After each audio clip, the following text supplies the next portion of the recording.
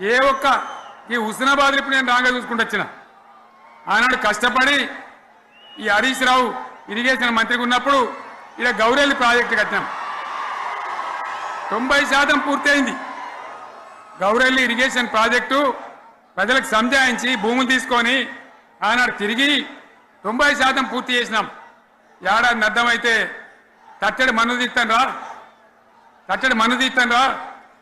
పాలమూరు పథకం 80% కంప్లీట్ అయింది ఎందుకు దాన్ని పెండింగ్లో పెడుతున్నారు ఎందుకు దాన్ని పూర్తి చేస్తలేరు ఈ విధంగా చిన్న మాట చాలా చిన్న మాట కేసీఆర్ కిట్ పెట్టినాం లక్షాధికారుల కోసం పెట్టినాం కోటీశ్వర్ల కోసం పెట్టినాం ఎవరి కోసం పెట్టినాం కేసీఆర్ కిట్టు పేద ప్రజల కోసం గ్రామీణ ప్రాంతాల్లో ఉండేటువంటి పేద ప్రజల కోసం పెట్టినాం ఆడపిల్లంటే 13,000 ఇచ్చినాం మగపిల్లగానికైతే 12,000 రూపాయలు ఇచ్చినాం ఆ వాహనాలు పెట్టి అమ్మఒడి వాహనాలు పెట్టి వాళ్ళని తీసుకెళ్లి ప్రసవాలు చేయించి వాళ్ళకి మందులు ఇచ్చి ఫ్రీగా ఉచితంగా చేసి బ్రహ్మాండంగా ప్రసవం చేయించి మళ్ళీ ఇంటికాడ తెచ్చి దించినాం గది బంద్ చేస్తారా ఎవరన్నా ఎందుకు బంద్ చేయాలి ముఖ్యమంత్రులుగా పనిచేసే వాళ్ళకు గాంభీర్యం ఉండాలి